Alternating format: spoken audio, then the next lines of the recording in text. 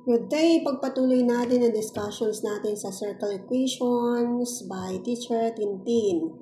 So ngayon naman, pag-uusapan natin kapag ang given na problem sa math is ganito. Nauna yung graph natin, presentation, drawing lang.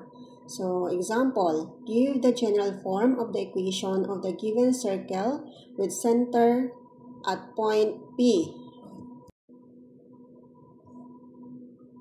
So, ito yung ating itsura ng ating given. So, point P. So, makita natin dyan, ang center natin is, ang x natin is positive 3, then ang y natin is negative 3. Kung bibilangin natin yung radius, meron tayong 4 units. Kaya, ang ating equation, ang standard equation natin is quantity of x minus 3 squared plus quantity of y plus 3 squared equals 4 squared.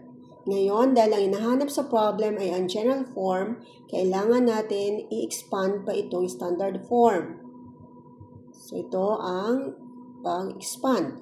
So, meron tayong standard form na x minus 3 squared plus y plus 3 squared equals 4 squared. So, expand lang natin yan using our algebra principles and procedure. Meron tayong x squared minus 6x plus 9, then plus y squared plus 6y plus 9, and equals to 4 squared, which is 16. So, naging x squared minus 6x plus 9 plus y squared plus 6y plus 9 minus 16. Kapag nag-transpose tayo from one side, ang positive ay nagiging negative. So, kaya meron tayong minus 16. And then, x squared minus 6x plus y squared plus 6y plus 2. Pinagsama-sama natin yung constant na 9 plus 9 minus 16.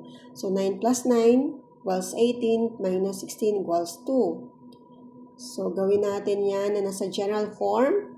X squared plus y squared minus 6x plus 6y plus 2 equals 0. Yan yung acting general form, which is yan ang tinanong sa ating problem. See you next time!